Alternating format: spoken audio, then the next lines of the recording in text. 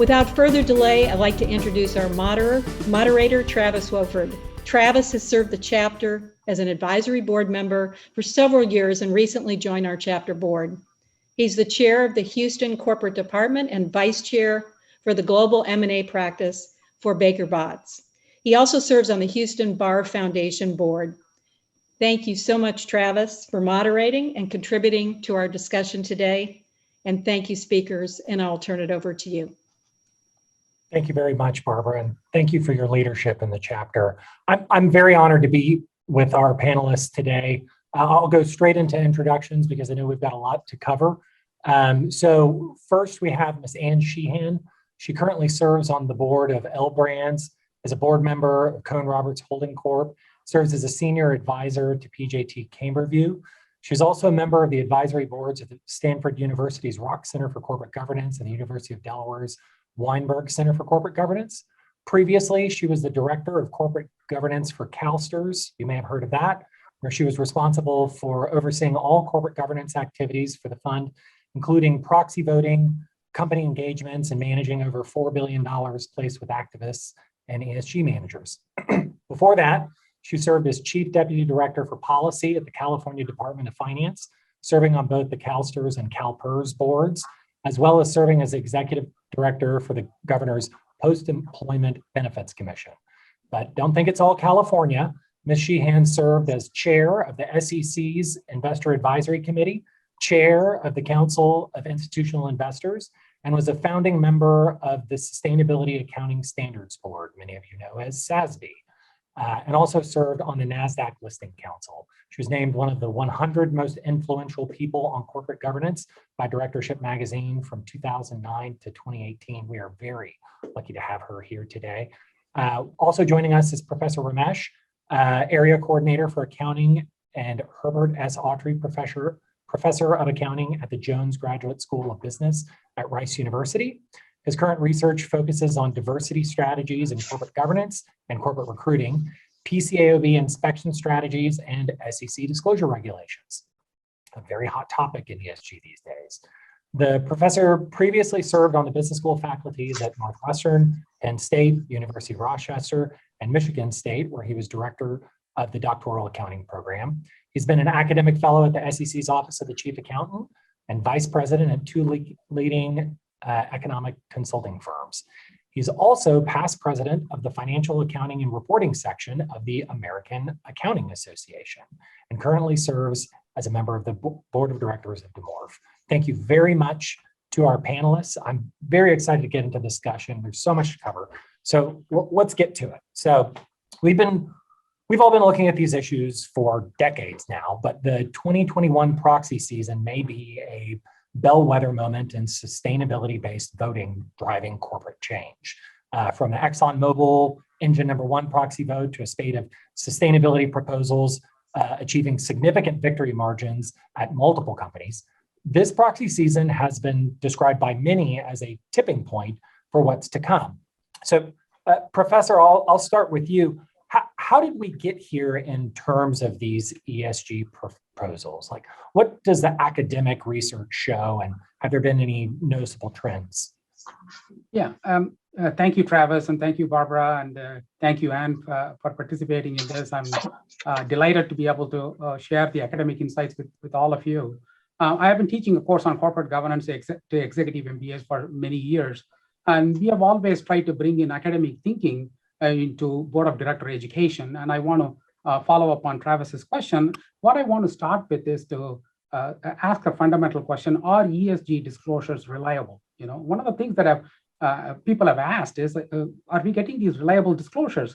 A recent study came out in 2020, which actually looked at the global Fortune 250 companies, you know, and they looked at the data, which we would call in this audience as older data, but this is about 6 or 7 years old.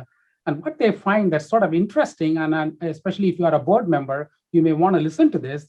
What they find is 39% of the corporate social responsibility report by global Fortune 250 companies included one or more line item restatements. Companies had to restate them. You know, when you see that level of restatement in GAAP financial statement, we will all be complaining about it. You know, and the median restatement was about, the magnitude was about 10%.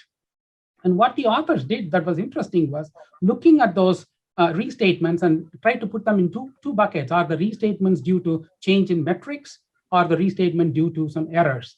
Guess what? 50% of them fell into one bucket, 50% of them fell into another bucket, And I don't want to spend too much time on it, just to start the conversation by saying there is still a lot of issues about understanding the reliability of the corporate ESG disclosures, because unlike generally accepted accounting principles, we are not yet there in terms of a set of standards or a set of principles that we have all agreed on. And it's sort of we are growing there right now. And I want to point out another study.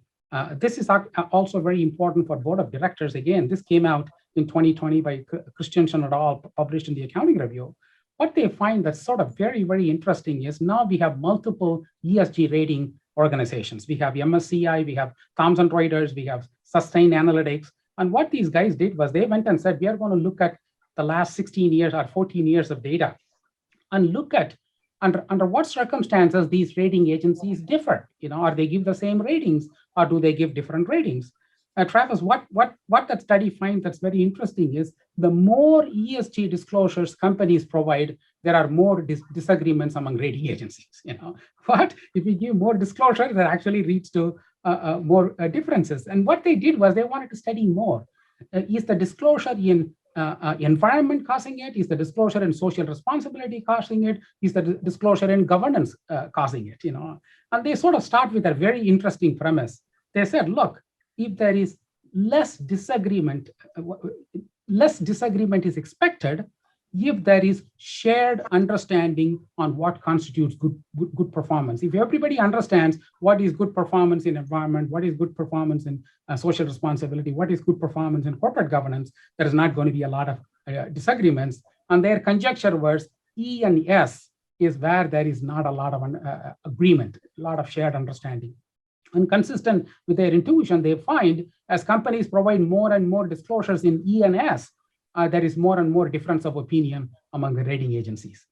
And I'll finish with one last thought, and we can move on more. There's a lot more to share. One of the things they find is there is less disagreements about inputs. When companies provide data about inputs on E and S, there is less disagreement in rating agencies. But when they share information about outcomes of E and S, there is more and more disagreement. Why is this important? Think about another rating agency, credit rating agencies. There, the objective function is very, very clear. Every credit rating agency knows, hey, we care about default. We know what is the likelihood of default we want to be able to predict. And conditional on default, we want to be able to predict the loss. What will be the default loss? Therefore, the rating agencies have a clear objective function and they agree. Therefore, when there are split ratings in credit rating agencies, it's not that common. Whereas here in E and S, there's much more variations. Therefore, even though there's a lot of push towards E and S, some of the academic research are saying, yeah, we need to get better standards in terms of coming up with something that everybody can understand. There's a lot more here. I know Anne has got a lot of insights to share, and I just don't want to take more time. Yeah, no, I remember the Wall Street Journal article that came out just recently. I think it was how ESG stocks perform depend on who ranks them, right? And so you're looking at the data and trying to determine who is going to perform better on a short-term or a long-term basis. And a lot of these rankings change year to year, both because additional disclosure comes out, but because the rating systems themselves are changing. Unlike with S&P and Moody's, typically when they provide a particular credit rating standard, the incremental changes on that are going to be much less pronounced than. Yeah, I'll make one comment. I think that's an excellent point you brought up, especially the Wall Street Journal article, because this is where academics point out people misunderstand sometimes poor correlations with causation. You sort of try to correlate this with, oh, this company has got high rating and their stock performance did better, but most of those times there is really no causation between those ratings and whatever. In fact, sometimes people argue, if you are a successful company and you are going to do very well, you may be willing to invest in ESG, because you are already a strong performer. Therefore, you are more willing to invest in ESG, not because ESG is contributing to your profitability. Maybe your profitability is contributing to your ESG. But so, Anne, let me ask you about kind of the ESG and sustainability landscape more broadly. One of the questions that comes to mind for me is, for some of these investors, I wonder whether profitability is the end goal. But you've kind of lived and breathed these issues as a change leader from both the institutional investor side and the corporate director perspective. Can you give us kind of your idea of the lay of the land coming into this proxy season, including kind of who the main players typically are, how they shape the outcomes that we have, and what they're using in order to come to their decisions? Sure. And thanks to the NACD chapter for inviting me on this. The ESG issues have long been a concern for many investors. And I think this past proxy season shows how far we have evolved in terms of the transition for especially large institutional investors voting for some of these proposals this year at companies where historically they have not voted for them. So the private ordering to get more information about ESG, but I think the professor makes a very good point in terms of the consistency and the reliability of the data. So we can have a whole separate discussion about the push for the SEC to try and make uniform some more reporting standards, and different people have different views on this. But this really has been a long time in coming, I think, by a number of investors. From my days at CalSTRS, we saw these issues as really material, non-financial issues that could become financial issues if they're not well handled. And so we wanted information from these companies about how they are managing these. They're both risks to the portfolio, if you're a large portfolio owner, like we were at CalSTRS, 7,000, 8,000 stocks. But there are also opportunities, as the professor said, for the companies to really capitalize and monetize on some of these. If you treat your employees well, if your safety record is very good, if you're reporting greenhouse gas emissions and doing something about reducing your carbon footprint, that can inure to the bottom line. And so I think investors now have seen these are investment issues.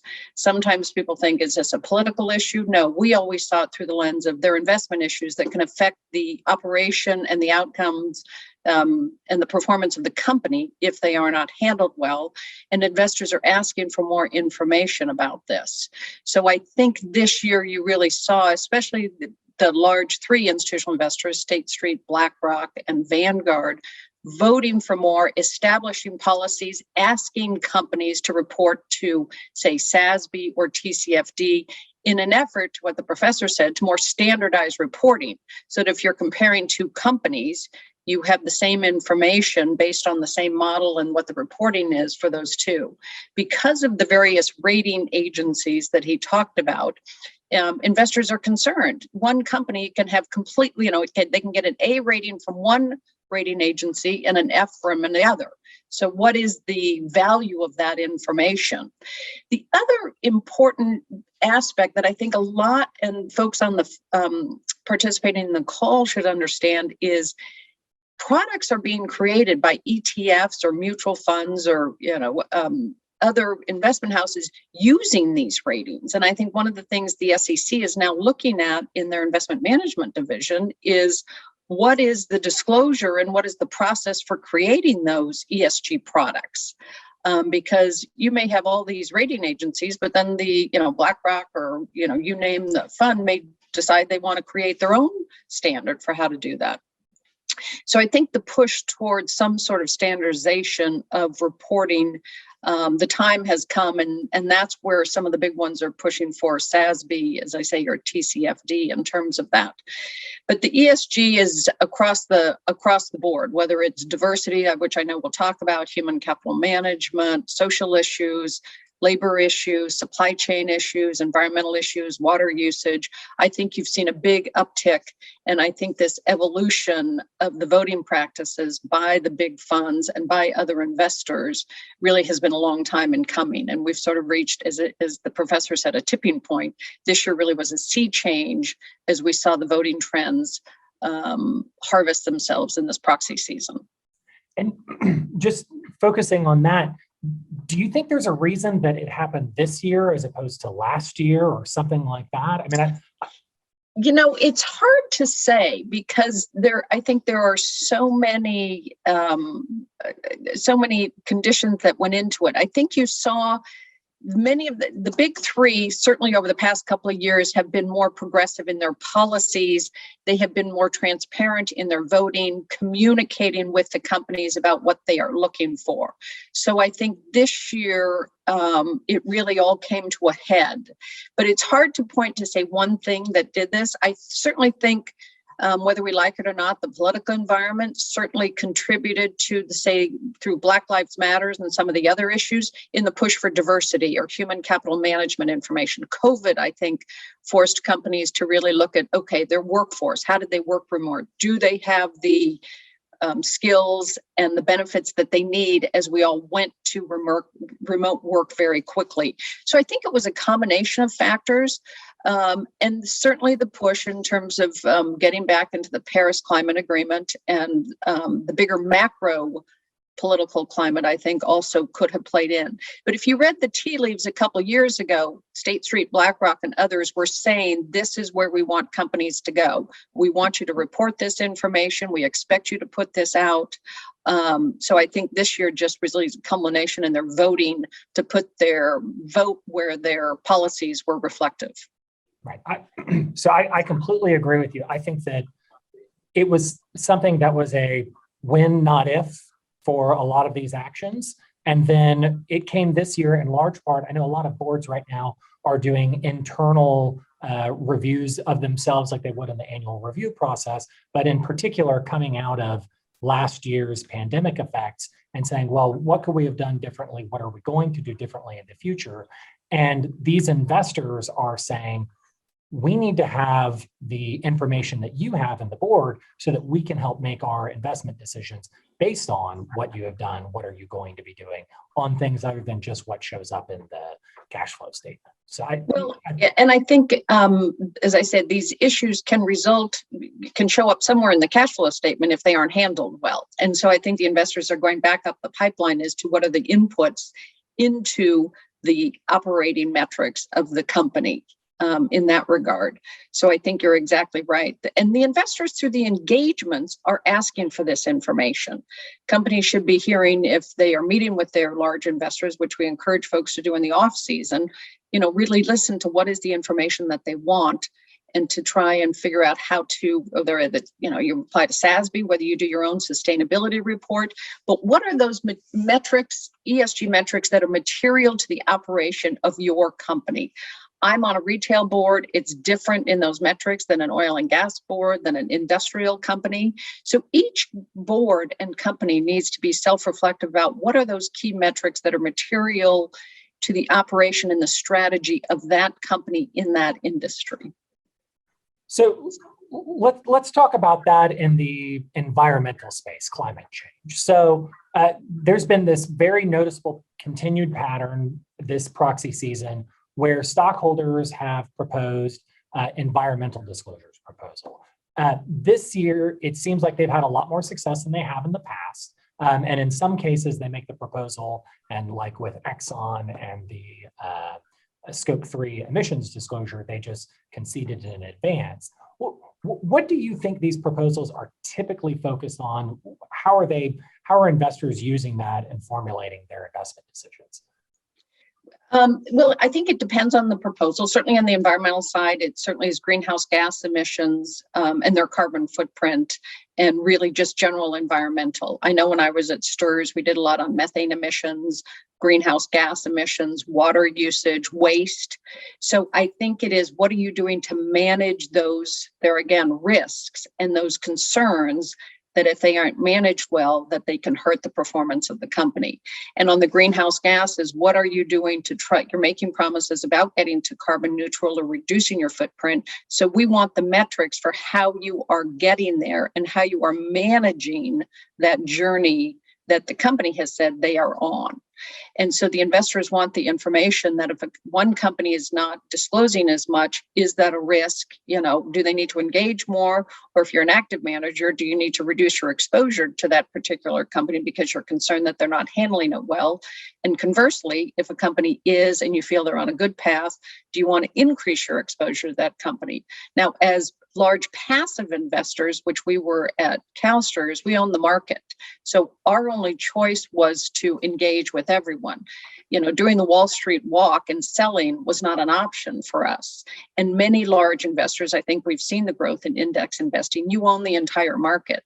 And so you need to engage on these systemic market-wide issues to try and, sort of raise all levels for the performance of these companies and to engage the companies that you may have concerns with about how they're going to adopt these. And now we have the various, standardized reporting. If they don't know what to do, look at SASB. It's industry specific, or TCFD. They have a how-to roadmap on companies that may be in the beginning steps of this journey to ESG reporting about what to do. But as I said before, it comes back to what are the material metrics for that industry and focus on that. Don't try and be, all things to all people. But for a retail company, our supply chain, our carbon footprint in terms of production capabilities, the labor force, you focus on those things.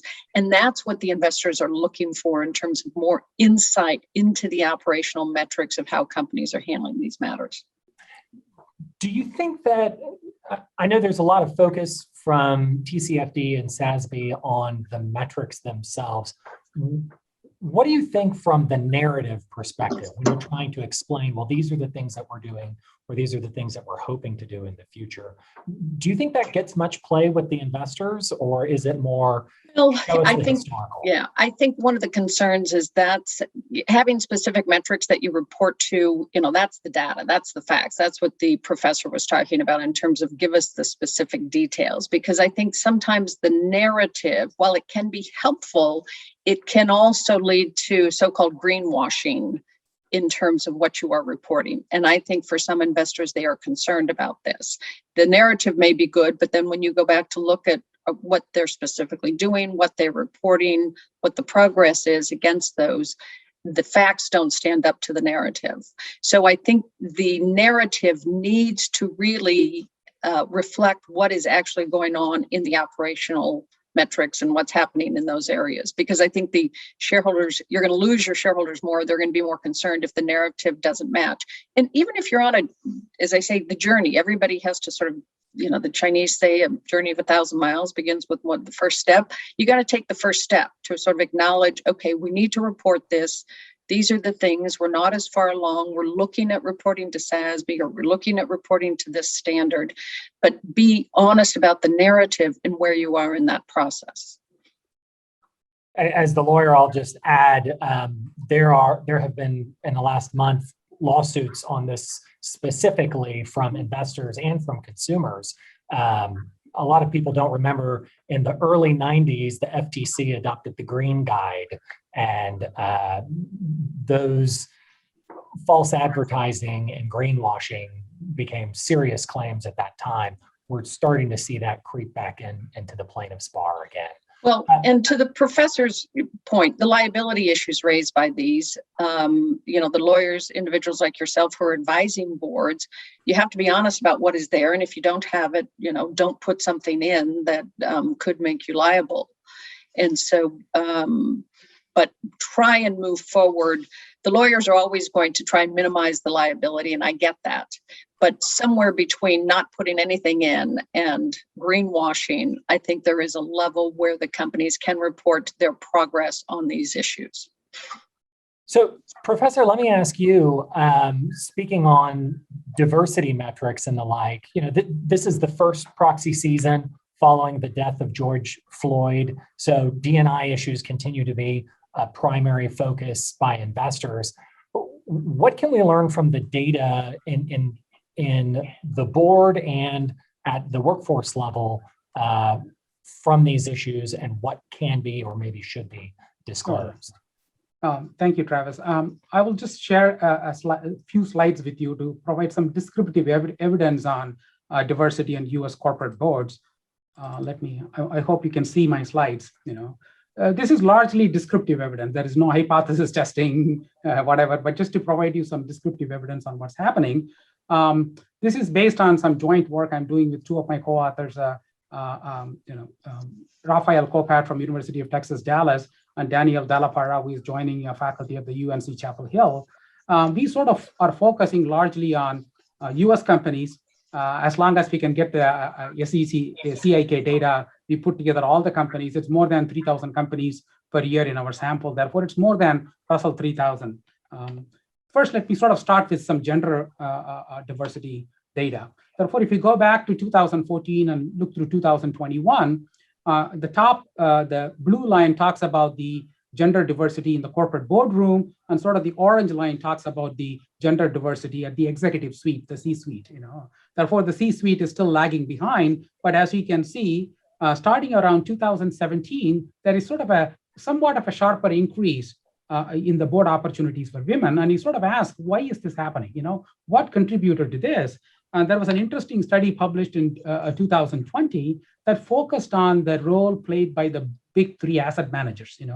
Around 2017, they started this initiative to increase board membership. And this study documents by Gormley et al. that was one of the drivers behind getting opportunities for women. Therefore, activism works. Therefore, if the activists want to accomplish certain things, this study documents activism actually works. And the other thing I want to talk about is sort of ethnic racial diversity in board. And again, this data goes back to 2014. As you can see, this includes all racial and ethnic other than white board members. Therefore, it was less than 10%. Now it's about 14 or 15% by 2021. And then you want to see the subcomponents of it. Which racial or ethnic groups have gained more in the last few years? And therefore, I just sort of break it down into sort of these three buckets. In the top one, the blue one is the Asian. That includes all South Asian and Southeast Asians. And if you look at them, that sort of remained pretty much flat. Anytime you see a little bump at the end, ignore, because the proxy data are still coming. Therefore, some of the last data are not perfect yet. Therefore, you can see that's pretty much remained stable, and it has increased from about 5 to 5.5% or so. And at the bottom one is sort of the Hispanic Latino board membership. That was about 1.5%. That has increased since about 2017. And we don't know the reason for that. There is not a study that has documented that clearly, but you can also see a little bump here. But if you look at the Black board membership here, there's been a substantial increase, especially beginning about June 2020. Therefore, the George Floyd's murder has had a non-trivial impact. The board members, the question is, how is this happening? How are they suddenly finding board members that didn't exist before? Now people are looking more carefully. For example, I see in my LinkedIn feeds all the time finding new board members appointed who don't necessarily have a C-suite appointment somewhere else. Which is the best thing corporations have done, is to go and look for a VP of marketing in a big consumer products company. That person probably has phenomenal expertise and experience. Now they are willing to bring them on board as a board member rather than waiting for that person to become a CFO or CEO before they get on. Therefore, now there is actually some changes that are happening, and therefore there is becoming more and more diverse board. And we also looked at sector level to see whether there are any differences across sectors. Generally, there is not a big difference. And again, you see a big increase starting around June 2020, especially in the board membership from the African American community. And there are some differences like utilities. Somehow utilities and materials have always started increasing the diversity component, even in the 2017 and 2018. But the rest of the sectors look pretty similar. Therefore, that's what I have in terms of some descriptive evidence on what's happening in gender diversity and racial ethnic diversity. And would you agree with that in terms of the influence that the investors and other activists have pushed? Absolutely. And this has been an issue, again, that has been a long time in coming. Many of us way back when in the early 2010, 11, began to push companies to provide for more diverse board appointments. When I was at STRS, we and CalPERS worked together to try and elevate this issue. Then you had the 30% Coalition, the 30% Club in the UK, headed by Helena Morrissey, that really pushed to make sure that more women, at that time the focus was women, and then it expanded to all types of diversity. And as with the ESG, this past year has really, as the professor's charts demonstrate, turbocharged this issue. I think a couple of things that I would say, the big three, I'm not sure they consider themselves activist investors, but they are activists on this issue. They adopted policies that say if you don't at least have 2 women on your board, we will vote against the nominating and governance committee. So that got the attention of many large companies in terms of that, because those of us on nominating committees looked around and it's like, oh boy, we're gonna pay the price if we don't have more diversity.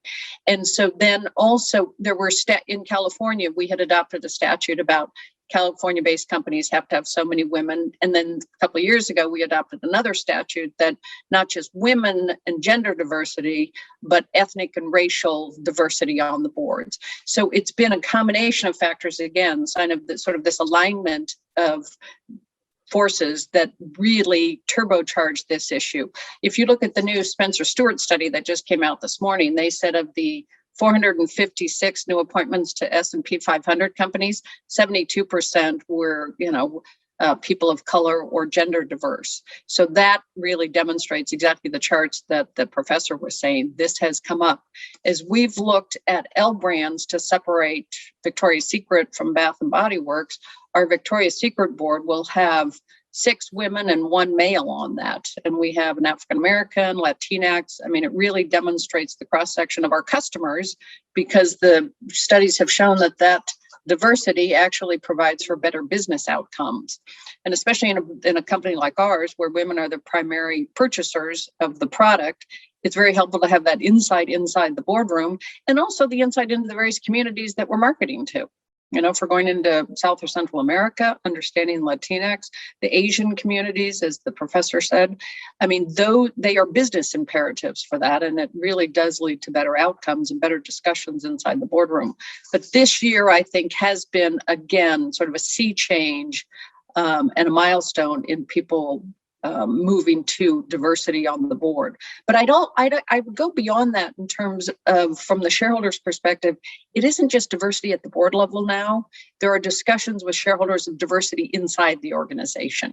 You see these shareholder proposals for the racial equity audits, for the gender pay gap, the EEO1 disclosures that now have become sort of table stakes.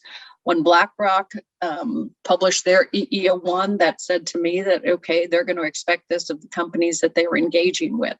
So the diversity discussion goes beyond just the boardroom and into the organization. And I think it's an issue that board members have got to focus on, probably in their HR and compensation committee, in terms of what is the makeup of our workforce, and what are we doing to make sure that we get the most diverse candidates in, and not just recruit them into the organization, but retain them and promote them throughout the organization. So I think that both of you hit on just some phenomenal points there. In particular, I think some of the takeaways that I come out of that with are, one, a significant number of the directors, a majority of the directors that are being appointed recently are female or otherwise diverse, right? And a lot of that is probably the change that is occurring in response to investor requirements, or California, or anticipating what's likely going to happen on the NASDAQ listing exchange proposals and the like. But then also, to your point, we can look at the data and say that the investors filed twice as many diversity-related proposals as in the previous year. That's fine. But then when you look at what you said, Anne, about removing or voting against the nomination and governance committee chair, or sometimes the entire committee, I mean, that seems to have gotten people's attention on some of these issues. And I think that type of activism and the teeth behind it that may not have been there 10 years ago, that has really set in. And maybe we should talk about these proxy elections in the context of what happened with Exxon, which obviously was not diversity focused.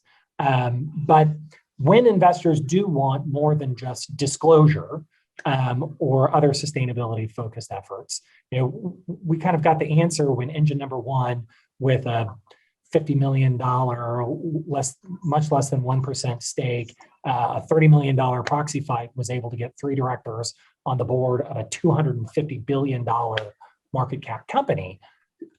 Why do you think, and I'll go to you for this, the investors really supported those activist directors, and what are the lessons that our audience can learn from that? Yeah. So I guess one thing I would say is diversity did play into that, but not in the sense we were just talking about. Diversity of the thinking of the board members that needed at the table to help guide that company into the future as they saw the changing landscape for the industry that they were in. So it was diversity in a different sense in terms of what the investors who supported engine number one were looking for. So a little bit of background on Exxon. Exxon, for those of us who have been in the sort of on the shareholder side for a number of years, was historically, they performed well. They were sort of the top of the class. They were, the number one, number two for so long. And their shareholder relations kind of reflected that attitude. They historically did not want their directors talking to shareholders. It was only management who talked to them. So they did not, in this new age of more transparency and shareholder engagement, did not have a long track record of engaging their shareholders to see what the concerns were. So that, I think, also contributed. Now, I think they tried to play catch up in the past couple of years, but I think at the end of the day, the concern for many investors is, what are you doing about this shift in the industry, in the energy mix that is going on, and how are you going to guide the company and develop the strategy going forward? So I think, again, it was one of those years that the stars aligned for engine number one with a very small ownership stake, but their message resonated with their large shareholders that this company had not listened to shareholders. While they had changed out the board members, they didn't feel that they were sufficient enough to really guide them going forward. I think the quality of the board members that engine number one put forward, the large investors recognized that they could be very helpful inside that boardroom to help management go to the next phase that they need to. So I think a combination, there again, it was an alignment of all of these dynamics that led to that. And engine number one did a great job in terms of their presentation and getting out and talking to the shareholders about this. They spent a lot of money on this. I mean, estimates are up to 30 million. I've heard from Chris and Charlie Penner that it wasn't quite that much. But I think it was a wake-up call for a lot of boards in terms of, are we on top of what our shareholders are looking at, and are we overseeing strategy from management as to where we need to position the company going forward? So I think it was a combination, but I think Exxon did not help themselves with their history of what I would call poor shareholder relations. This gave people like BlackRock, Vanguard, the opportunity to make a statement. Historically, they have voted with management, I think, as everyone knows, and usually would engage with them and say, okay, we have a commitment. We're not going to support the dissidents on these. But I think this was an opportunity to say, we need to make a statement to really send a wake-up call to that company. And so they did. Do you think that companies other than Exxon should be looking at this as maybe, I know we keep saying sea change and the like? Yeah. Well, I think the message for companies is to go back and look, are we talking, what is our shareholder engagement strategy? What is our relationship with our investors? Do we make our board members available to investors? It's the chair of the comp committee or the nominating and governance. How are we doing? What do we hear?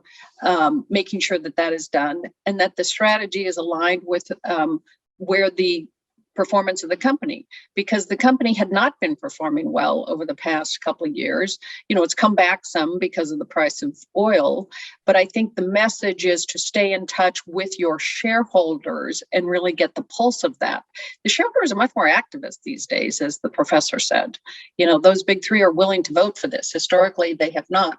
That in itself is a sea change, but they are transmitting the message They are being more transparent about their policies. They're being more transparent about their voting. So instead of having to wait for an annual filing at the SEC, you get to see quarterly where their votes are. They're putting out vote bulletins after they vote, explaining why they are doing. So I think the issue is read those messages and read the signals that are coming from those investors as to what with regard to your company. So I think that in itself is it's sort of the advice to the directors in the room. Know your shareholders, know your big ones, know what their priorities are, listen to them. You may not always agree and sit down and have a discussion, but there's no doubt that there are trends that you can hear as you get out and talk to shareholders about concerns about the company. And I think Exxon was not the best historically in doing that. Travis, can I just add one comment there? Absolutely. I think what Anne said is so important, and the board of directors have to think about every time.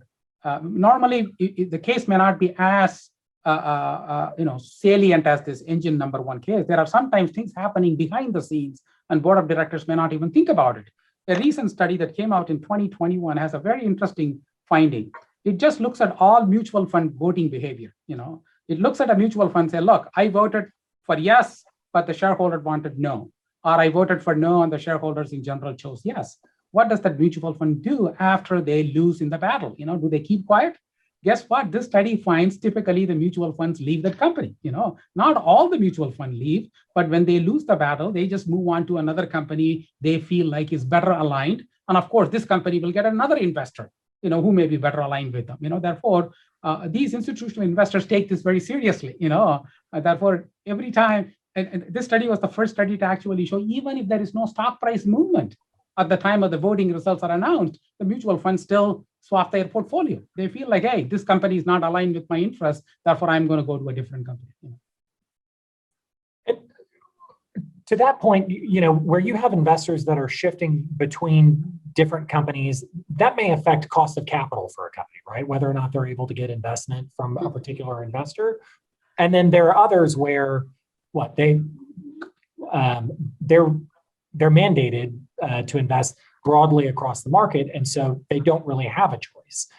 Does that affect kind of to what extent the investors are pushing a specific message, or how hard they can push that message, or is it consistent engagement across all of their investments? Is it for me? Both of you. Yeah, Anne, please go ahead. Yeah. Well, I think when you are a large index investor, you have got to use the tools that are available to you to try and get the company to, my words, see the light on something. And it could be coalescing other shareholders to vote like you are, because as I said before, if you're a large index, you can't sell the stock. So I used to sit across the table from people and say, I'm not walking away. We are long-term investors. We have to look out for the pensions of California teachers who are toiling in the classroom, and we want to pay their pensions in 20 or 30 years. So we need to figure out a way to work together and see how we can remedy whatever the issue is before us. So it is, you use the tools that are available. Selling was not one of the tools available. For many active managers or for certain funds, they can sell and they can say it's too much. Now we can tilt, certain portfolios one way or the other, but when the majority of it is in passive index funds, you use the tools that are still available. But I think what the large passive index funds, the Vanguard, State Streets, and the BlackRocks and the others have demonstrated that when they do coalesce and vote, it's a powerful signal. And so companies need to recognize that it's a new day, that they are going to put their vote behind the message they may have delivered previously in a confidential engagement meeting or discussion with management. Now they're going to say it's now it's in the words of Ronald Reagan, trust but verify. We trust that you're going to do this, but now we're going to verify it by making sure that we vote for this proposal to ensure that you're going to do that. So I know we've gotten to 12:15, so this is going to be our Q&A portion for the audience. We have one. Let me start with that. Will the investors insist on government subsidies for geothermal conversion of abandoned oil wells as a way of getting to carbon reduction? And I think what this really goes to the heart heart of the matter on is, are investors just going out to the companies and trying to affect the company's behavior, or are they also at the same time trying to affect change with the government or other stakeholders? Yeah. I think some investors are more active with other policymakers and policy issues with regard to some of these. Some have weighed in, say, at the EPA on different rulemakings. Certainly the SEC is the primary place that they have looked at this. But I do think some investors, especially if you're very, sector heavy, look at the regulatory environment or the policy environment as also can be either helpful or potentially hurtful to whatever the industry it is in. So I do think there are some who may say, if we're going to make this transition, what are the other levers to help make the transition to, whether it's a, low carbon environment. So I think there are some that certainly play in that game, so to speak, and not just voting and engaging the companies. Mm-hmm. One thing I think that's a very good point. The one thing I would add to what just Ann said is there are two ways to look at this. One is to say government subsidy is one way to help them, get this opportunity. It has to be managed very carefully. Government subsidies have sometimes done exceedingly well in terms of contributing to social welfare, and sometimes they have done quite badly. For example, if you look at the solar industry, going back 4 or 5 years ago, there was a congressional investigation, and several of these companies went bankrupt. And there were a lot of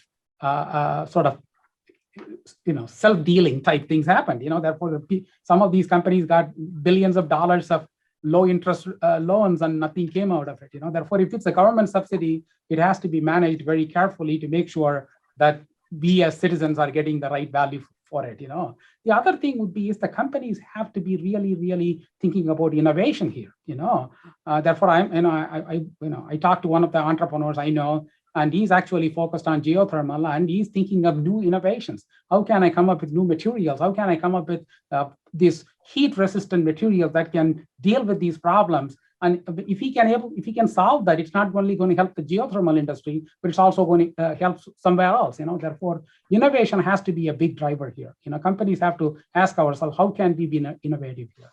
Yeah, Travis, I would also add to the professor's point, that really goes to capital allocation issues, which for the companies in terms of the investments in the short term and the long term. And so explaining to your investors, we're going to make this investment, in this new technology, and we're going to use some of our capital maybe instead of or in addition to returning some to shareholders. This is where what the investment we need to make in the long term to position our company to be successful in 5 or 10 years. So I think for investors, we used to have a saying that poor capital allocation is the worst governance problem that a company has, because it really goes to their ultimate survival and sustainability.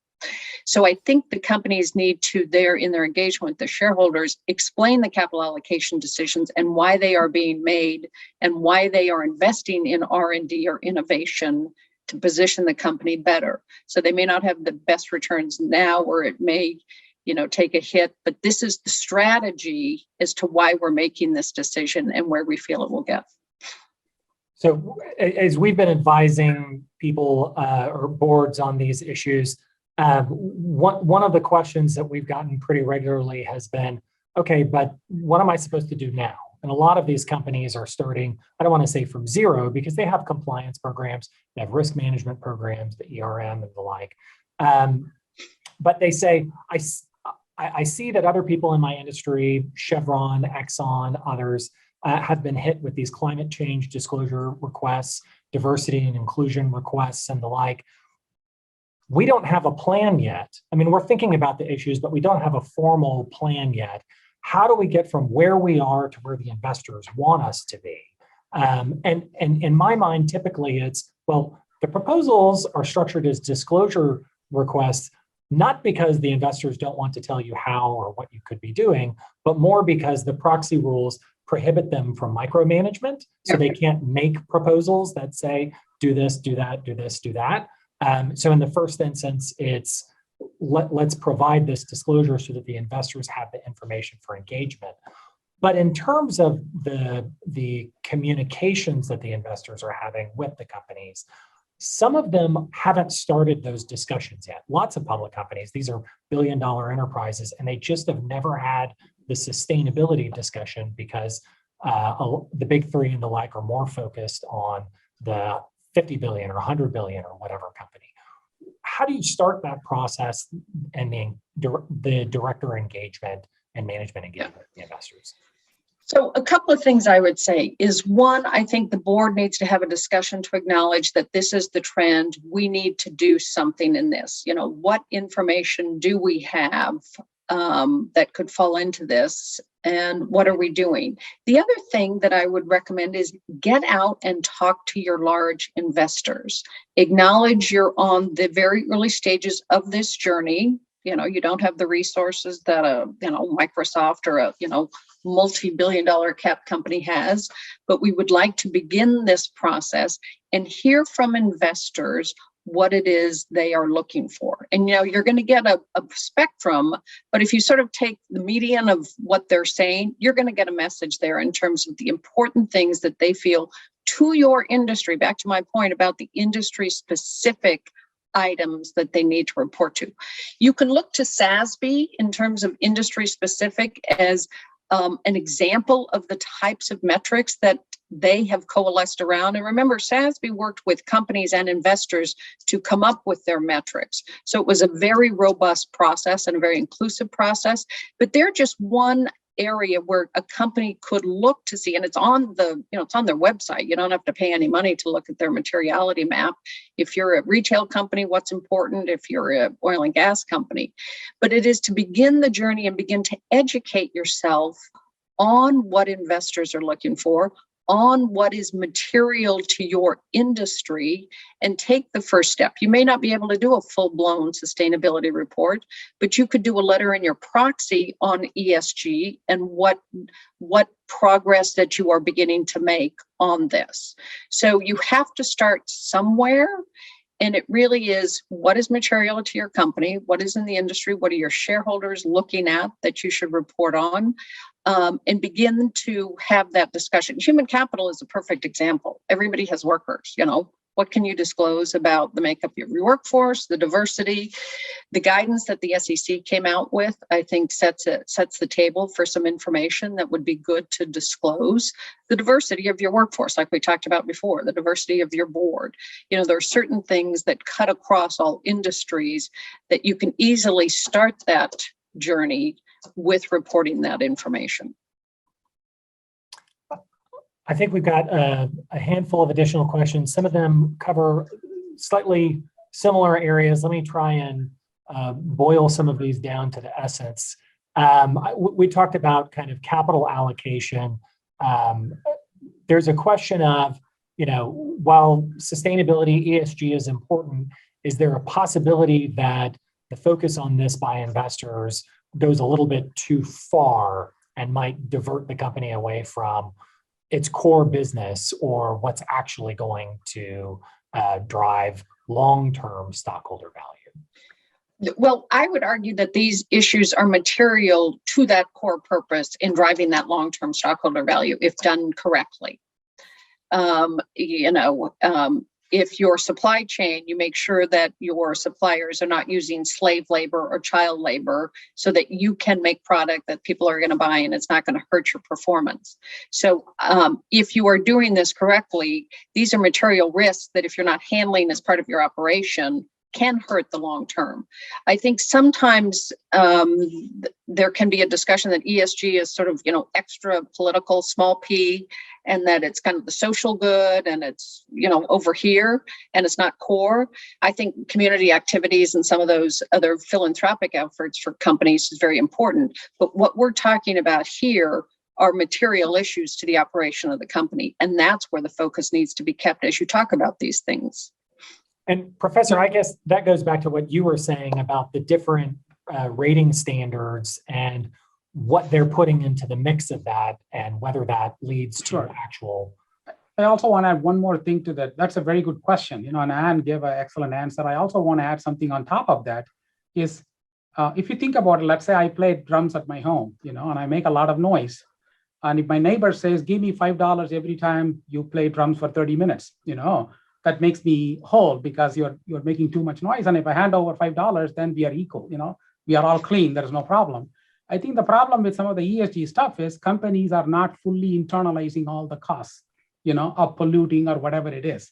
And if there is a way to internalize, and if we charge them the right price for it, people have won Nobel Prize for that long time ago for saying these type of things, but we don't have a system in place where I don't get fully paying for the drumming noise I make or the pollution I'm causing. That's why we have to have a grassroots initiative, where the former SEC Commissioner Rob Jackson would say, Friedman was right, 50 years ago, but Friedman may not be 100% right today because the political system is not set up in a way that you and I as citizens can make those changes that will help the society that easily, Therefore, that's a very good question. It has to be consistent with core business operation, as Anne says, but sometimes you as a company has to be the leader in capital allocation and make the innovation. And the scary part is if you don't do it, one of your competitors will do it, and they will have the cake and eat it too. Yeah, I was talking to one of the investment bankers just last week who said companies that understand, specifically in energy transition, but understand these sustainability issues, their valuations are going to be different multiples of what the companies that are effectively left behind on these issues will be. And the investment bankers understand that. They're including that in their fairness opinions. They're including that in the auction processes when they're doing sell-side representations. So these I think, as both Professor and Anne mentioned, these are issues that really do drive value as opposed to just being a check-the-box disclosure exercise. I know we're coming up on time, so I do want to ask our panel for kind of key takeaways. Really, what do you see going forward? What are the lessons that have been learned? And how should directors be taking this back to their boards in order to be change agents themselves, or at least inform the others on the board? Professor, can we start with you? I think Anne can give this, she's at ground zero. I'm not at ground zero as much, but I sort of think of this as the responsibility fall on the board of directors. They cannot be passive about this, but at the same time, they cannot be reactive about this. For example, they can't just fall prey to one of the rating agencies to say, oh, I have to make myself look better in this rating, therefore I have to do this. They have to own the fact that whatever we do, as the question was asked, is this consistent with our core business operations? How can we do the right things that will also contribute to ESG, and at the same time, it'll be good for shareholder value maximization? Because I truly believe there are no short-term thing if you think about an efficient capital market. Everything is long-term, because if you believe prices reflect expected present value of future cash flows, everything has to be reflected. Sometimes the stock market doesn't reflect it because it doesn't believe the regulatory changes will happen. That is going to impose a cost on some of these people who are not playing by the rule in some sense. Okay. Therefore, I think board of directors have to own it, and they have to internalize it. And as Anna said, think about what are the metrics, what are the things that we should focus on for our business, rather than just falling prey to some rating agencies or something like that. I think the most important message is that to the directors is that the shareholders will hold the directors accountable for either the failure or the success of moving on these ESG issues. The board has got to make sure that they are implementing this and overseeing this in their company. If they don't know how, bring in people who can help them navigate this. See what board committees own this. Is it the governance committee, the human capital and compensation committee? Are you incenting people to do this?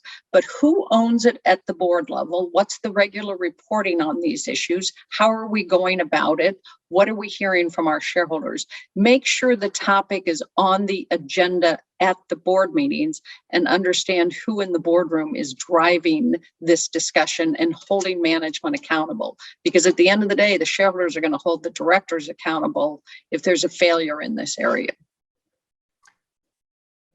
There's one more question on here. I'm going to take it myself. Effectively asks, well, how are we going to find directors who understand these issues, meet diversity standards, and satisfy investor requirements? I think the quick and dirty answer to that is look within the NACD pool. People are getting proper training on that here. They're actually engaging in these issues. Well-trained directors really do drive proper results. I want to thank both of our panelists. This is just a really exciting time in corporate governance, and we're so lucky to have both of you on this. I'll remind our audience that there is a survey at the end. If you could, please provide us with your feedback for this session. And if you do have questions, otherwise, please don't hesitate to reach out to your contacts at NACD or any of the panelists here. Thank you all very much.